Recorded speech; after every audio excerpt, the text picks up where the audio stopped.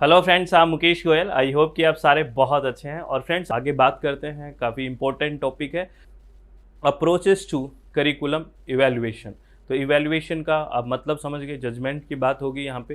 तो जो भी हमने करिकुलम डेवलप कर रहे थे, हम करिकुलम का डिज़ाइन बनाए, करिकुलम को विकसित किया, तो उसका हम मूल्यांकन की बात कर रहे हैं, है ना। कि भी हम देखें कि जो हमने करिकुलम बनाया था और वो जिसको ध्यान में रखते हुए या जिन ऑब्जेक्टिव को ध्यान में रखते हुए, जिन गोल्स को ध्यान में रखते हुए हमने बनाया, क्या उसने अचीव किया कि नहीं। दिस इज़ इवैल्यूएशन, मूल्यांकन यही होता है। तो कौन कौन सी अप्रोच है जो करिकुलम इवैल्यूएशन के लिए, यानी करिकुलम है जो हमने पाठ्यचर्या बनाया उसके मूल्यांकन के लिए कौन कौन सी अप्रोच लगा सकते हैं। तो इसमें कुछ अप्रोचेस के बारे में पढ़ेंगे, साइंटिफिक और ह्यूमनिस्टिक अप्रोच के बारे में, इंटरेस्टिंग एंड पे ऑफ इवैल्यूएशन के बारे में, और फॉर्मेटिव और समेटिव इवैल्यूएशन के बारे में।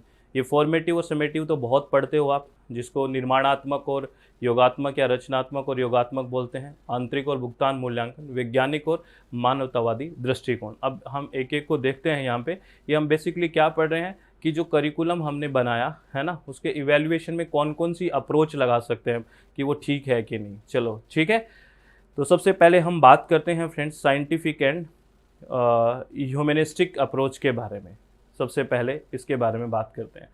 तो ये जो साइंटिफिक और ह्यूमनिस्टिक अप्रोच है, ये जो क्रॉनबेक है 1982 में उन्होंने आइडेंटिफाई किया दो अप्रोच को। कौन कौन सी को? साइंटिफिक डील्स अप्रोच या साइंटिस्टिक्स और ह्यूमनिस्टिक। तो इसके नाम से ही पता है, एक चीज़ वैज्ञानिक है और एक मानवतावादी दृष्टिकोण है। तो जहाँ पे वैज्ञानिक होगा वहाँ स्टैट होगा, यानी कि वहाँ पे आप डाटाज इकट्ठा करोगे, क्वांटिटी की बात होगी, यहाँ पे क्वालिटी की बात नहीं होगी, जहाँ पे एक्सपेरिमेंट बेसिकली किया जाएगा। तो ये आप समझ गए होंगे। इसको हम अच्छे से डिफाइन करते हैं।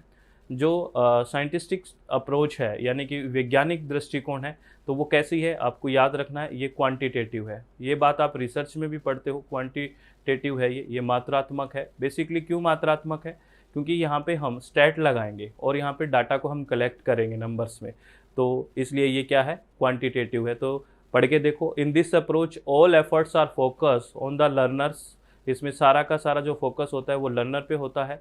Students achievement in different situation are compared by way of test score. हम टेस्ट में एक स्कोर जो आएगा, डाटा आएगा, उससे कंपेयर करेंगे कि इस जो करिकुलम बनाया था इस एम के लिए क्या इतने नंबर आ गए जिससे उसने अचीव कर लिया क्या, तो वो कंपेयर करेंगे। तो इसीलिए इसको बोला है quantitative measure are adapt to data collection and statistical tool are employed for data analysis. यानी कि जो भी हम बात करेंगे वैज्ञानिक में, एक्सपेरिमेंट में, तो डाटा संग्रह के लिए मात्रात्मक उपाय अपनाए जाते हैं और डेटा विश्लेषण के लिए सांख्यिकी जो उपकरण हैं उनको नियोजित किया जाएगा। यानी कि जो डाटा हमें है उसको एनालाइज करने के लिए हम क्या लगाएंगे, स्टैट लगाएंगे बेसिकली।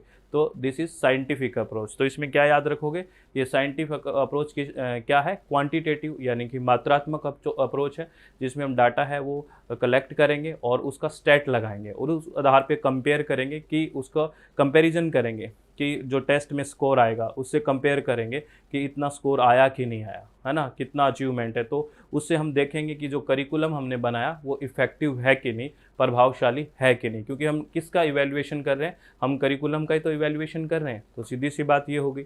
उसके बाद हम अगर हम बात करें ह्यूमनिस्टिक अप्रोच की, तो ह्यूमनिस्टिक अप्रोच नाम से ही बता रहा है फ्रेंड्स, ये क्वांटिटेटिव पे बात ना करके ये किस पे बात करेगा, क्वालिटी की पे बात करेगा। क्योंकि ये ह्यूमनिस्टिक की बात कर रहा है, यानी कि गुणवत्ता की बात करेगा। तो इसको देखो, a humanistic would study a program already in place, not one impose by the evaluator. ये क्या कह रहा है, एक मानवतावादी पहले से मौजूद किसी कार्यक्रम का अध्ययन करेगा, न कि मूल्यांकनकर्ता द्वारा थोपे गए किसी कार्यक्रम का। इस लाइन को समझिए।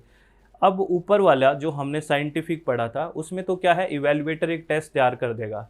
तो इवैल्यूएटर ने ये बोला, जो मूल्यांकन करता है, कि इस टेस्ट में आप देखिए आप क्या कर पाओगे। उसमें देखा था ना, टेस्ट का स्कोर देखते हैं, तो उस टेस्ट में स्कोर कौन कितना कितना करता है, उसमें एक टेस्ट इवैल्यूएटर तैयार करते हैं। जबकि यहाँ पे ऐसा नहीं है। ह्यूमनिस्टिक अप्रोच में, मानवतावादी दृष्टिकोण में, बेसिकली यहाँ पे जो नेचुरल सेटिंग है, जहाँ पे जिस कंडीशन में बच्चे अभी हैं, है ना, उसके लिए कोई भी चीज़ों को इम्पोज नहीं किया जाएगा कि इस टेस्ट को करिए। वैसे ही उसके बिहेवियर को, उनकी चीज़ों को, यानी कि उनकी क्वालिटी को चेक किया जाएगा नेचुरल प्लेस पे ही। ठीक है, यानी कि पहले से कोई स्ट्रक्चर बना के नहीं आया जाएगा यानी टेस्ट जैसी कोई फॉर्मेशन नहीं होगी इवेल्युएटर के द्वारा, इसमें यही बात है।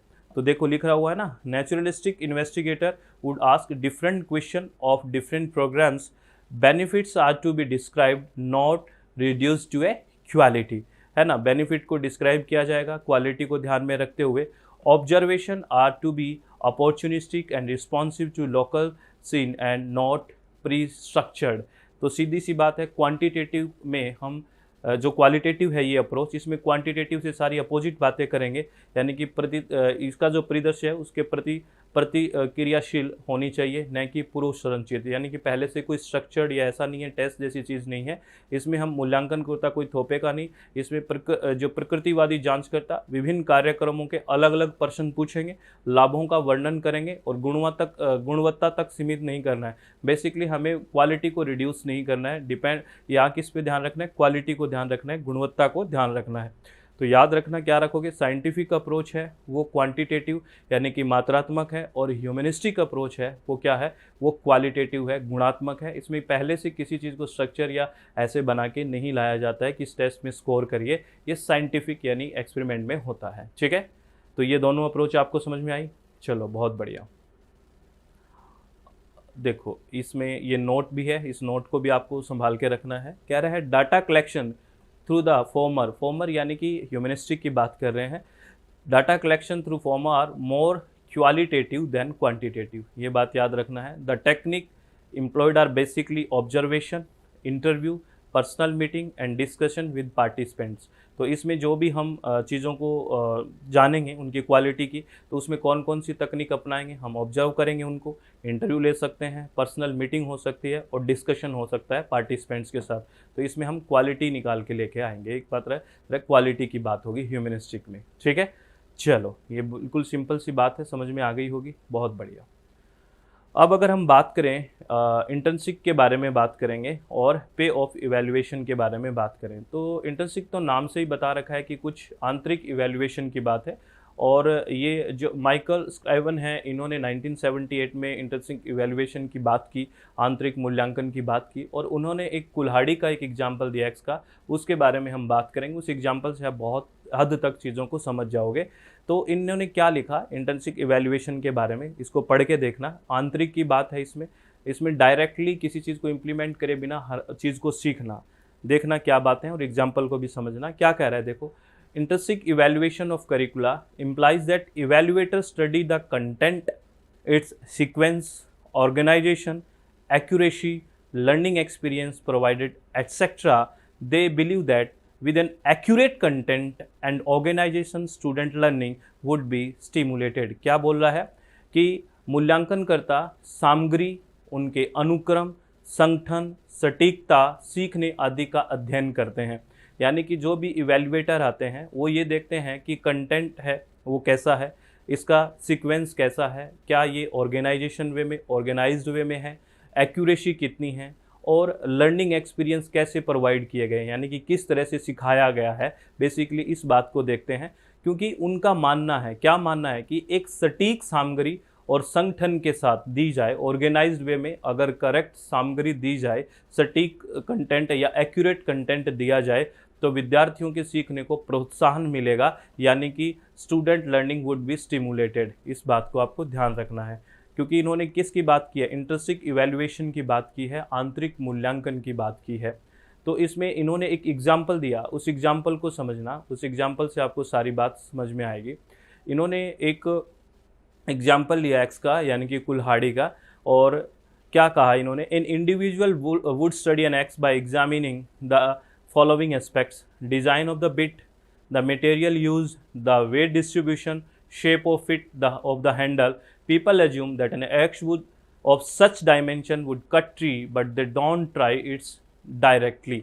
Basically क्या कहा है कि कोई भी जैसे कुल्हाड़ी के बारे में अध्ययन कर रहा है तो क्या करेगा, तो वो ये जानेगा भी ये क्या डिज़ाइन है, इसका बिट है, इसका क्या डिज़ाइन है इसमें, है ना, मटेरियल क्या यूज हुआ है, अगर इसके बारे में अध्ययन कर रहा है तो फिर बोलेगा कि वेट का डिस्ट्रीब्यूशन कैसे किया गया है, इसकी शेप फिट बैठेगी क्या हैंडल में, ये सारी बातें करेगा। और फिर एज्यूम करेगा वो कि ये कुल्हाड़ी पेड़ को काट देगी, बिल्कुल काट देगी, लेकिन क्या वो डायरेक्टली काट के थोड़ी देखता है, ठीक है। तो ये है इंट्रिंसिक इवैल्यूएशन, काट के नहीं देखता लेकिन वो एज्यूम करता है कि ये जो है वो फिट बैठेगी काटने में। समझ में आ गई बात? तो यही है इंट्रिंसिक इवैल्यूएशन। बात समझ में आ गई ना? चलो बहुत बढ़िया, और अच्छे से समझना है ना।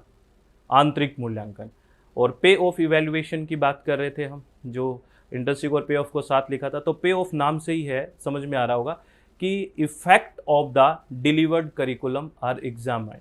क्या कह रहे हैं कि इसमें जो भी हमने करिकुलम को डिलीवर किया है ना, उसका इफेक्ट क्या प्रभाव, यानी कि इफेक्ट क्या पड़ा है, प्रभाव क्या पड़ा है। अगर इसको हम देखते हैं directly, this is the pay of evaluation. इसका पे ऑफ क्या मिला है हमें, बेसिकली यही है। ठीक है, the effect of the curriculum और learner can be determined since the evaluation involve judgement based on pre test, post test score और experimental group test and control group test and other parameters. Basically क्या कह रहा है इसमें, ये एकदम सटीक बात याद रखना, भुगतान का मूल्यांकन तब होता है जब प्रभाव पड़ता है। बेसिकली कहते हैं ना क्या पे ऑफ मिला है, यानी कि उसका इफेक्ट क्या पड़ा है। वितरित पाठ्यचर्या की जांच की गई है और इसका महत्व स्थापित किया जाता है। इस मूल्यांकन में शामिल होने के बाद शिक्षार्थियों पर पाठ्यचर्या के प्रभावों को निर्धारित किया जा सकता है कि पाठ्यचर्या का क्या प्रभाव पड़ा है। बेसिकली इस बात को देखा जाता है कि पाठ्यचर्या का प्रभाव क्या पड़ा है ना। तो इसको याद रखना, पे ऑफ इवैल्यूएशन क्या देखते हैं, effect of the delivered curriculum are examined, ये ध्यान रखना, ठीक है।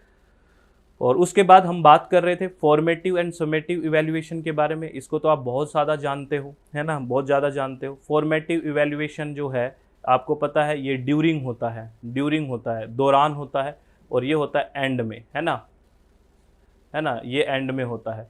यानी कि ये तो दौरान कोई चीज़ चल रही है उसके दौरान होता है, इसको कंटिन्यूस इवैल्यूएशन भी बोलते हैं। और ये कोई चीज़ जैसे यूनिट है, यूनिट ख़त्म होने के बाद, या कोई चीज़ है हमने कोई प्रोजेक्ट लिया उसको ख़त्म होने के बाद जो इवैल्यूएशन होता है वो समेटिव इवैल्यूएशन होता है, ये तो हम जानते ही हैं। और फॉर्मेटिव इवैल्यूएशन ड्यूरिंग होता है, और ड्यूरिंग होने की वजह से क्या होगा, इम्प्रूवमेंट के चांसेस बहुत ज़्यादा बढ़ जाते हैं। तो यही है, formative evaluation aims to improve an existing program based on the feedback obtained from the evaluation. सीधी सी बात है, जो रचनात्मक मूल्यांकन है उसका उद्देश्य मूल्यांकन से प्राप्त फीडबैक के आधार पर मौजूदा कार्यक्रम में सुधार करना है। यानी कि आपको ड्यूरिंग सारी चीज़ें मिलती रहेगी कि ये चीज़ है, फीडबैक मिलता रहेगा, तो आप चीज़ों को इम्प्रूव कर पाओगे। यही तो हम पहले भी बात कर चुके हैं। Hence program developers must be frequently provided with detailed and specific information to guide them in development phase। Development phase होगी जब वो विकास कर रहे होंगे चीज़ों को, तो उसके दौरान उनको फीडबैक मिलेगा तो वो चीज़ों को इम्प्रूव कर पाएंगे। तो ड्यूरिंग यानी कि कंटिन्यूस इवैल्यूएशन की बात होती है फॉर्मेटिव इवैल्यूएशन। तो इसमें लिखा भी हुआ है, formative evaluation can occur at several stages during the curriculum development process. At any stage the validity of the content can be check. तो आप हर स्टेज पे यानी कि ड्यूरिंग कर रहे हो तो कहीं पे भी वैधता को चेक कर सकते हो। तो ये है फॉर्मेटिव यानी कि निर्माणात्मक या रचनात्मक मूल्यांकन। तो याद रखना है, जब कोई काम चल रहा हो उसके दौरान जब हम इवैल्यूएशन कर रहे हैं, जैसे मैं आपको कुछ पढ़ा रहा हूँ और पढ़ाते पढ़ाते क्लास में क्वेश्चन पूछ लेता हूँ, दिस इज़ फॉर्मेटिव इवैल्यूएशन। तो जैसे ही करिकुलम डिजाइन हो रहा है, करिकुलम डेवलपमेंट हो रहा है, तो उसके फेज़ के बीच में भी देख सकते हैं ड्यूरिंग कि क्या हो रहा है, फीडबैक दे सकते हैं, तो वो होता है फॉर्मेटिव इवैल्यूएशन। यानी कि ड्यूरिंग द यूनिट, है ना, ड्यूरिंग द सेशन या ड्यूरिंग द प्रोजेक्ट, ड्यूरिंग शब्द होगा तो फॉर्मेटिव होगा। और समेटिव क्या होगा, समेटिव बेसिकली सारा काम समेट जाने के बाद, यानी कि एंड होने आने के बाद, कोई यूनिट है तो उसका एंड होने के बाद। तो summative evaluation assess the effect of a complete program, है ना, कंप्लीट होने के बाद। It is carried out at the end of an educational program, यानी कि एंड हो गया एजुकेशन प्रोग्राम का। जैसे आपने कोई करिकुलम डेवलप किया है तो वो ख़त्म होने के बाद, या फिर उसका एक कोई पार्ट ख़त्म हो गया, यूनिट ख़त्म हो गया, तो उसका क्या चीज़ें हुई है, उससे क्या आउटकम निकल के आए हैं। अगर वो यूनिट ख़त्म होने के बाद चीज़ कर रहे हो तो वो क्या है, समेटिव इवैल्यूएशन है, ठीक है ना। तो ये आपको ध्यान रखना है। और एक नोट याद रखना कि जो फॉर्मेटिव इवैल्यूएशन है वो बेसिकली इनफॉर्मल मेथड होता है, सामान्यतः इनफॉर्मल अनौपचारिक होता है, और जबकि समेटिव इवैल्यूएशन है वो फॉर्मल टूल यूज़ करता है, औपचारिक, क्योंकि एक प्रॉपर स्ट्रक्चर होगी समेटिव में। जैसे हाफ ईयरली और ईयरली एग्जाम वगैरह होते हैं, ये सब क्या होते हैं, समेटिव में होते हैं, ठीक है ना। तो ये आपको ध्यान रखना है। तो ये इवैल्यूएशन की बातें थी।